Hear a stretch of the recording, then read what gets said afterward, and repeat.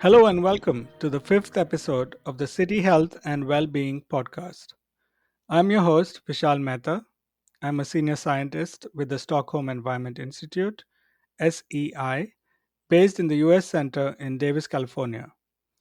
SEI is an international nonprofit that works at the intersection of science and policy in several countries.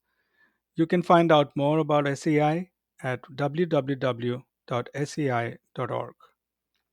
We are interested today in unpacking what makes a city a healthy environment where every citizen can have the opportunity to thrive.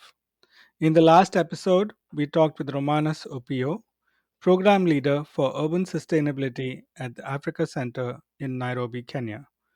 This week, we follow up with one of the most important stakeholders that we worked with in Nakuru, Grace Karanja, who works with the Nakuru County government. Welcome, Grace. Thank you for being with us today. Oh, thank you very much. I'm happy to be here today and this very important episode. Grace, can you tell us more about yourself before we get into the specific topics like your background, position, your role in Nakuru County? Okay, thank you for that. My name is Grace Karanja. I work with the county government of Nakuru as the Director Environment, Energy, Climate Change and Natural Resources. My background Mm. is on environmental planning and then on climate change and sustainable development. Thanks, Grace. And can you tell me this particular position that you're in, the Director of Environment, Energy, and Climate Change? Okay, It's fascinating to me that at a county level that there is such a position. So I was kind of interested in sharing with our listeners how is it that position even came about, and how is it funded? What kind of support do you have, and who are the different stakeholders you work with, and what kinds of programs you run? um, Nakuru County is one of the 47 counties in Kenya, and it is the third city right now, the city of Nakuru. And with that one, the devolved functions, we have different departments within the county. And one of them happened to be the Department of Water, Environment, Energy, Climate Change, and Natural Resources, where we work in. Hmm. So in the department, we have uh, two directorates. That is Directorate of Water and Sanitation. Then where I head is Directorate of Environment, Energy, Climate Change, and Natural Resources. Hmm. So they are part of the departments that usually help in um, performing the mandates that are devolved and also the mandates that have been given to county government through the County Government Act of 2012 and also Urban Areas and Cities Act of 2011. So they are also we have the same at the national level. So the same has been cascaded to county government. That is the second department at the local level. And each and every sector has its own mandate. And that's how we are organized in our county.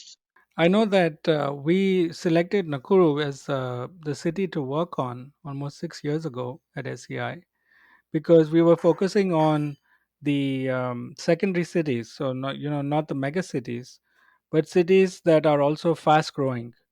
And Nakuru came up as one of those. I was looking at the statistics on population growth in Nakuru County, and I was wondering if you can tell us about, what are the biggest challenges in Nakuru in the county that you have encountered since you've taken up this position. And also, I wanted to ask you if you grew up in Nakuru County and saw a lot of change. Okay, I didn't grow up in Nakuru per se. I grew elsewhere, but I've been in Nakuru County at least for the last 10 years. I've been in Nakuru Mm. County both in Naivasha and now in Nakuru because Nakuru is very fast. It has 11 sub counties, and Naivasha happened to be one of them. In fact, it's one of the municipalities within the county. And then now Nakuru County, which was also a municipality, and then what elevated to be a city. So with issues of planning, we have a lot of challenges. Like for example, when people coming from the rural areas coming to the city to look for greener opportunities usually have maybe the development issues, Mm-hmm. whereby maybe the resources that were there before cannot be able to be attainable at this moment. So we are talking of maybe overstretched resources, the available resources. Maybe, for example, the increase in waste generation, and Mm. also increase in also water demand. Mm-hmm. Basically, the things that basic needs that really a human need to survive in a city. Uh, some of them are a bit challenging because we've seen in various areas that maybe we do not have maybe enough water to drink. Mm-hmm. Others do not have the services maybe others are having, or but the county is working very hard to ensure that we are also taking the service to the people, and that one through reticulation of water in more areas, provision of energy services at the same time, and also on issues of education and awareness. Because when the urban sprawl is happening, it comes with its own challenges, and if you are not able to take care of that challenges before it happens, then you are not able to manage that urban setup. So as the county or as the cities grows, Mm-hmm. it comes with a lot of challenges at the same time opportunities. So even if we have population growth, we Mm-hmm. have a lot of economic activities coming up as a result of many people now coming to look for this. So they have a diversified economic activities. So before we didn't have many markets. Now many modern markets are coming up. Mm-hmm. Initially, we did not have like green urban setups. Many of them were not well made. Right now, they are all rehabilitated and people are living. So we are talking of having maybe challenges, opportunities, and also things we can be able to take advantage of and grow our city. I was also wondering about the specific emphasis on climate change. What have you seen or what have you experienced in terms of climate change in Kenya and in Nakuru that seem fairly attributable to climate change? Because you have different stressors. You have all the in migration, you have many more people growing. This happens all over the world, like where Gokul and I grew up in Bangalore in India, for example. But it's like history repeating itself. So we have those challenges, but in what ways does climate change itself impact those other stressors of increasing demand in energy and water and waste management services and transportation? You have touched on a very important area whereby climate change is not just something that happens when you just wake up. It has been something that is happening, and we can already see the trends. Mm-hmm. For example, in Nakuru, from the history and from the things that I've been able to see, we have experienced a bit of temperature rise Hmm. where some of the areas were very cold, but right now the temperatures are rising. We also have a water rising levels in our lakes. Remember, Nakuru County hosts the many lakes in the country, Yes, in the Rift Valley. Yeah. around six of them. So with that one comes with its own challenges. So the most affected lakes are Lake Naivasha, Lake Nakuru. Even right now, many people are displaced as a result of wastewater rising levels. Hmm. We also have some instances we experience a lot of prolonged drought that was not there before, both hydrological and agricultural drought. Hmm. So to some instance, we have experienced also invasive species Ah. in terms of yeah, some invasive species which has destroyed maybe of our agricultural products. So you feel like some of the things maybe where the areas were very much productive are no longer that. Hmm. So also as we search for resources, you see the inadequate water supply as a result of a demand. Hmm. So to some areas where maybe you are drilling even dry wells, boreholes that are dry, that means Right. there is no Yes, the replenishing of water, the water Mm, cycle, it's not happening as it used to be. So to some extent, the things that are vivid enough is things we can be able to attest and see from previously. Maybe people who were there before, they can tell us we used to have a river that was we could swim, we could do all sort of things. mm, Right now, there's no river. mm, Some of them were even seasonal rivers. They used to take a long time. Right now, mm, not, something is not the same anymore. So in some areas they were very fertile as a result maybe of exploitation of the same resource. You see the production has gone down.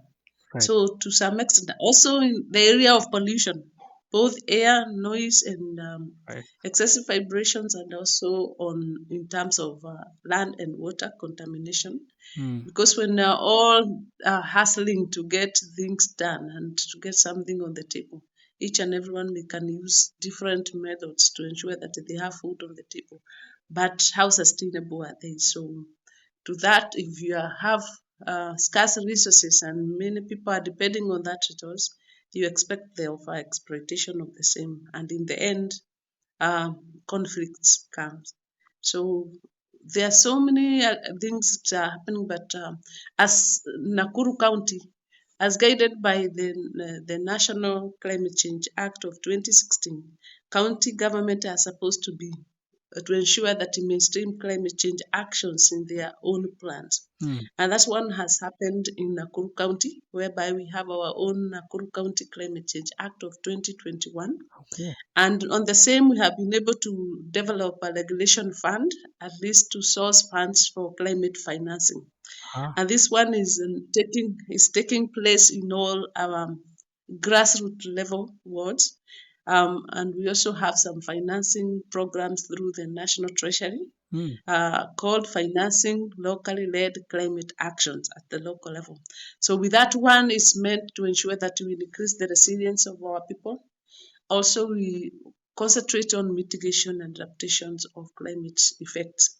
So with that one, we feel that if we capacity develop, we support our people, we encourage them on maybe coming up with alternative sources of livelihood, not to over depend on the things that are really um, characterizing the climate change or issues, mm. and then we can be able now to have to build resilience, make our urban setup habitable.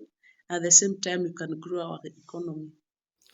That's wonderful, Grace. I mean, you mentioned climate financing, and when I was looking at the water supply for Nakuru some couple of years ago, there were some plans for increasing water supply from a different river, and it wasn't clear if that was going to happen.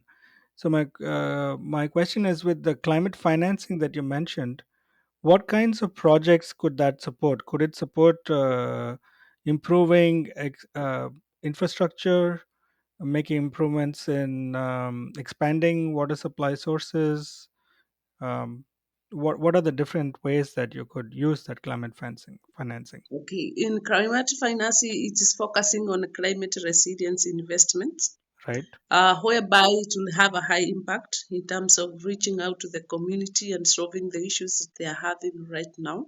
Hmm. And water is part of the creating resilience for our people, because when people access water, they can be able to do agriculture, they can be able to feed for their animals if they are pastoralists, they can be able also to feed for themselves. So they can be able to use it commercially by having commercial agriculture. You can grow crops and then you can be able to sell. You can also use it to on agroforestry, for example, and Mm, be able to do some activities that will be add value to whatever you do. So water, for example, if a community identify, these programs have to be identified by the community themselves. They know mm, what they are facing in terms of climate change issues. They know where it hurts most. So we'll guide them on them coming up. We have done risk and vulnerability assessments. So you already know where in each and every ward where you can be able to have a very um, very very positive investments on the Right. matter of combating issues of climate change. So in areas that they are water scarce, you can be able to uh, assist the community, maybe drill water, do a water pan, do Hmm. a dam on the same, and then it should be climate proofed. For example, you can put a liner, you can uh, be able to conserve the areas where the waters are coming from. They can also use the money to rehabilitate riparian land and also the water catchment within their setup for them to continue being supplied with clean water for using domestically, and also if they need more, they can use it through the one that we have been able to, maybe through roof catchment Right. technologies, service land of Rainwater technology harvesting. for agricultural Yeah. owners, yes.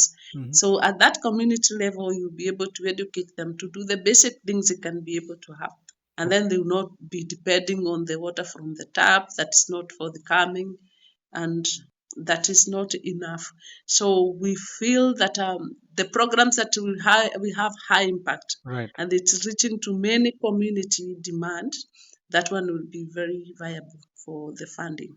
So, just to catch up with what these amazing things that you mentioned is, have you already secured climate financing, and are there examples of its deployment of those funds, or is that in progress?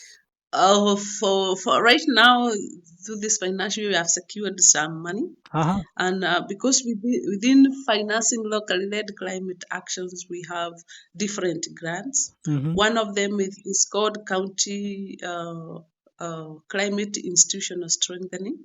It's ensure that the counties are capable, are capacitated to ensure that they can handle issues of climate change by preparing them, by having the legal frameworks, ensuring capacity develop the community and also the stakeholders on issues of climate change. And with that one, we have already received the first grant of 11 million. Mm. And at the streams, we are able now to capacity develop our community, uh, educate them on the scenarios that are happening, what we can be able to do, identify potential areas where investments can be able to be done. Then after that, we'll be able to have now another grant called county climate resilience investment. And that one will be a development. If they identify different projects at the world level or at that grassroots level, Right. and now meet the challenge and can be able to have a high impact, as we rightly say, it should be able now to be financed through that. And then also the county is supposed to provide also a percentage on the same, a minimum of 1.5% of the total development fund within our budget. That one has happened. That's pretty amazing. And all of this is channeled through the Kenyan national government. Yes, It's international financing that is being secured by the national government and is being dispersed, I imagine. it is World Bank Hmm. through the national government, then coming to the county, Hmm. and then county is co-financing the same. Amazing. That's really nice to know. So I just wanted to now switch for the remainder of our conversation to SEI's work in Nakuru with you and other stakeholders in both Nakuru city and the county. Now, I think you know that probably more than I do that we've had so many activities in Nakuru over the last 5 or 6 years, including participatory mapping of water and sanitation issues in selected neighborhoods, especially in informal settlements.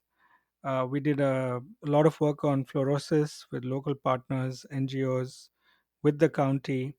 We also organized an international workshop on fluorosis, which is when you have excess fluoride in groundwater just from natural causes through certain kinds of crystalline rocks and formations, which is all over the Rift Valley and many other parts of Asia and China and Africa. So, and then we have shifted to air pollution and air pollution monitoring. And among all these different activities that we've been part of, I was wondering if you could share what kind of impact these kinds of interventions have had, especially given our focus at SEI, at least in Nakuru, on citizen science. letting the community decide what the researchers should focus on investigating. So I wanted to ask you, of all these different activities, what kind of impact that organizations like SEI can have, and how can these types of activities be institutionalized? How can they be strengthened? What else we can do to support organizations like yourselves and communities like Nakuru? We have had, in fact, Stockholm Environment Institute is one of them, like consistent partner on matters of citizen well-being. And the time that I came to know of this program, it was happening, but it was not happening within our department. It was somehow in partnership with the Department of Health and all that. Right. And yes, and that one is very key because the issues of environment, you cannot do them in isolation. And from the time that we were conducting the citizen well-being in one of the informal settlements, that one helped a lot because the community themselves were able to take care of themselves through collection of data because they were capacity developed on the same, and at least they knew what they were having, and then they can project on what they don't want to happen, Mm. especially on issues of waste management. And with that one, the community there are more informed. They know what they are required to do. They have a great role in that. And from the results findings that we got from that report, it can be able to be mainstreamed within our county plans, and they can be supported there. Mm. So when it comes now consistency in the partnership, for example, like you have said, on what we can be able to do. The best opportunity for us is to ensure that whenever we have a partnership and we have a finding, it will find itself to the county planning. Mm. With that one, we are able now to identify the issues that were there. You can be able to incorporate them in the maybe annual plan or in the county development integrated plan. That's a 5-year plan. Mm. And from there, you are assured within the span of 5 years, some of the activity, if not all, Yeah. will have find its way to where you wanted them to happen in terms of financing. On the same level, you should also continue resource mobilizing because we know we do not have adequate resources to fund the same. But when you incorporate the community, the stakeholders, the partners, I think we can do much on the same. So when it comes to now the participatory approach of where also identify different activities, the same information helped us when we were conducting risk and vulnerability assessment because you already knew this site is these are the challenges they are passing through in terms of maybe economic view, environment, and social.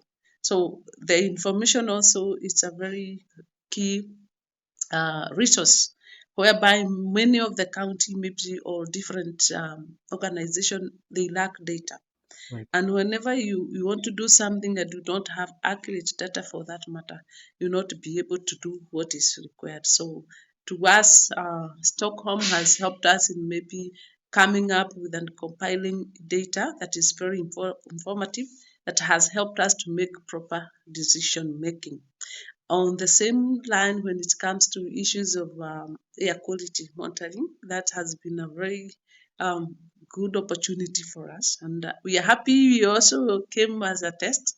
And you are able also to supply us with the same 7 number air quality monitoring sensors. And Mm.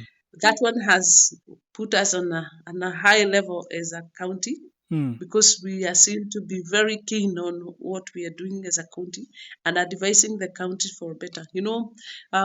As a city, it has a lot of issues. We have a lot of pollution coming both from transport sector, agriculture sector. It's coming from the daily activity, commercial, and the activities that we are already doing.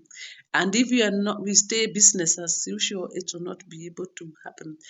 We did a study before on like a baseline on greenhouse inventory for Nakuru. That Ah. is what, yeah, before it through other partners. That was taking through the January 2019 through December 2019, and it revealed that we are generating about 1,642,736 tons of CO2 Wow. as greenhouse emission as a county.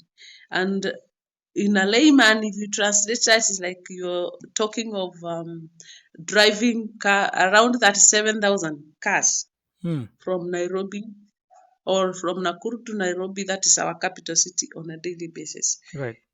That is a lot. And that only was coming from the stationary energy, Oh, wow. coming from waste and transport. Hmm. So you see, if we are not able to monitor what we are generating, we will not have more effort in mitigating the same. So when you assisted us with the air quality monitoring sensors, we feel that data is helping us to make the right decision. And we would like your assistance in also escalating the same by ensuring that you capacity develop us and also our officers on the same, Hmm. so that we can have a well monitored data. We can be able to keep a well create a database for that and any other climate related issues, so that we can be able now to utilize that information on a real-time data and also advise our clients Right. and also our citizens on the mitigation measures they can be able to do. On the same level, we are able now to know what we are generating, maybe in where, and what are the things that we can be able to put in place to ensure that we mitigate against that. So our request was to have, without a legal framework, Ah, you'll be doing things in futility. So to like strengthen that component, we really wish that if we can partner with you and develop air quality plan or policy or a regulation, so that we can be able to anchor all our activities within that act. And with that one, we feel that we have really done something for our city. And also, when we are reporting on climate issues, related issues, that one has come up very clearly, and we feel, as in Nairobi, we are the first one to have helped by you people and installed those air quality monitoring sensors, and we feel we are good. hmm. Some other counties are taking shape Very of the same, progressive. asking how did you manage to do that? Right. And we feel that we want to maintain the same relationship and then moving it to whether put more, maybe install more of the air quality. Hmm. But capacity development on the same is very key. I was just thinking when you mentioned the legal framework, when we did the workshop on water quality a couple of years ago, almost like exactly 2 years ago, I think, which was virtual. We were also focusing on emerging pollutants when it came to water quality from pharmaceuticals, for example, and how there isn't any kind of legal framework or laws that address those issues. And that was the same with the Indian partners we had in that workshop. Is that there are gaps in the legal framework that we should probably be concentrating on and helping out with.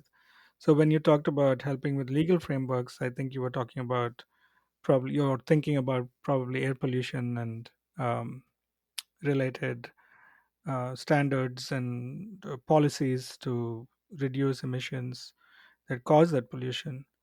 But the same would apply in the water quality and water pollution field as well. Yes, currently we do have a Waste Management Act of 2021, Hmm. and we also developed through the Directorate of Water, where I do not work there, but we are in the same department.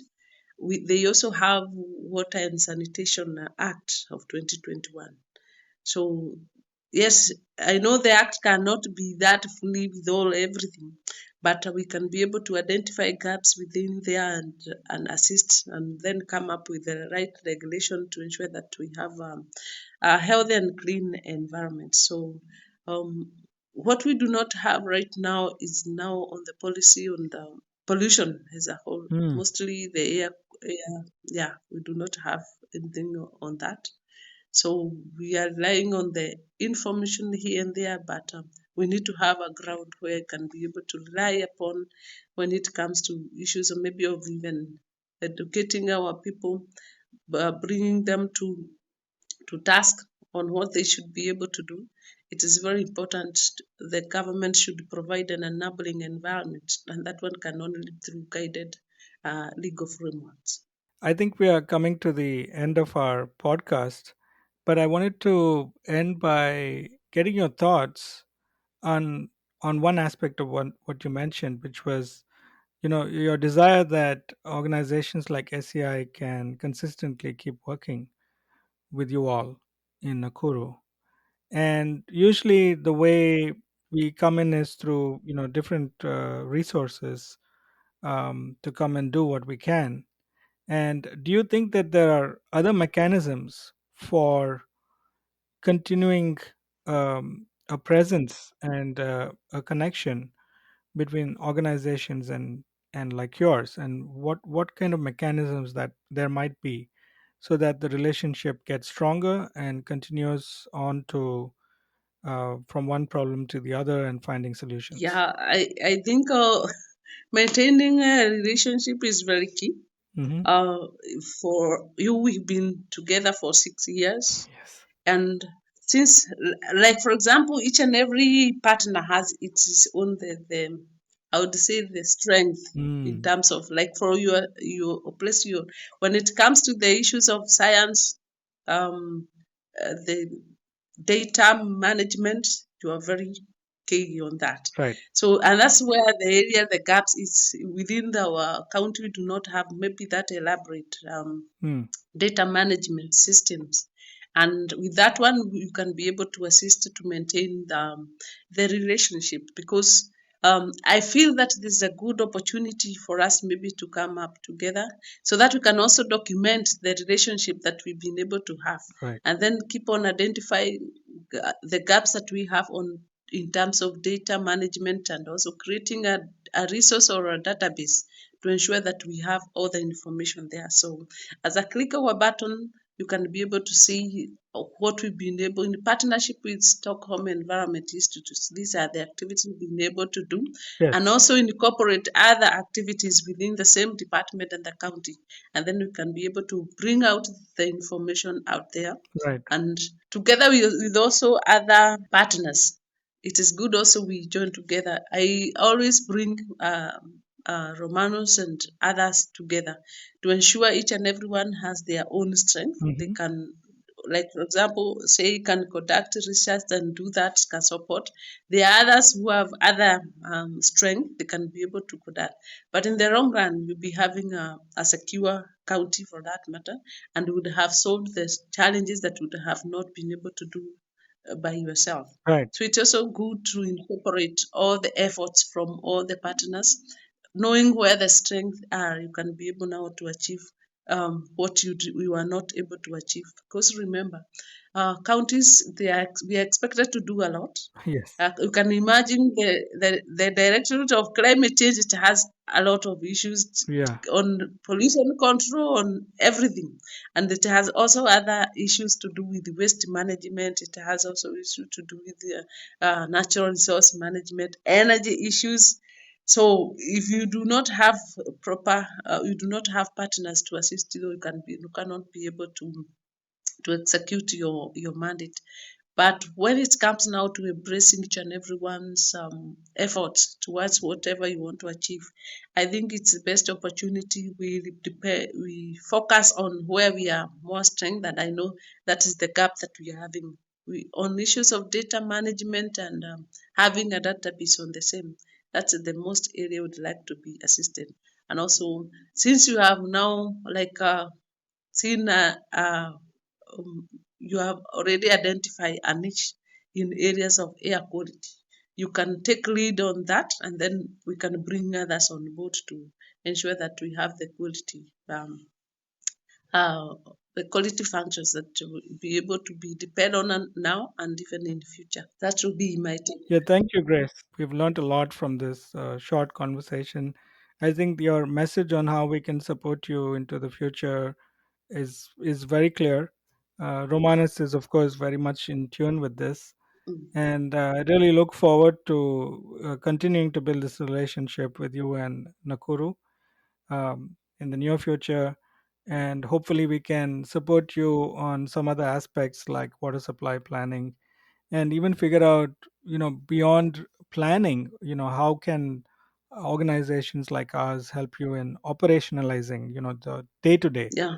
management Yes. of your systems, your various systems, but then also like not get to a stage where um, folks like you are not dependent on us, that it's like part of your everyday Mhm. Yeah. institutional structure and way of life and working.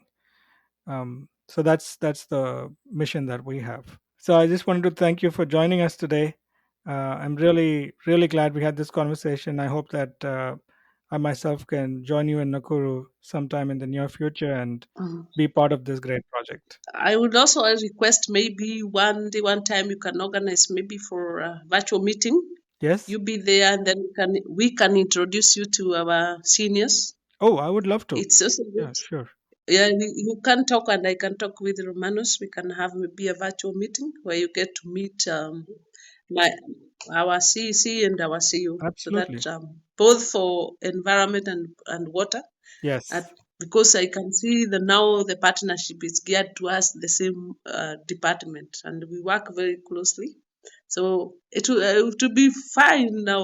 I'll be glad when you get to meet them. So we can organize for that. I'm glad you mentioned that, and thank you for your kind invitation because Romanus and I have been talking about that specifically, actually. And Yes, once this podcast series is done, I will focus my attention on working with you and Romanus on that. So thank you. yes, yeah. So well, have a great day. Thank you for joining us this early in the morning, and let this be the start of many conversations and great projects together. Oh, thank you very much. It was a privilege for me you having me here. No, the honor was ours, and thank you again. Well, that brings us to the end of the fifth episode of the City Health and Wellbeing podcast. Thank you for joining in, and I hope we meet again for a second season. This is your host, Vishal Mehta, signing out. Goodbye. SEI is an international nonprofit that works in several countries at the intersection of science and policy.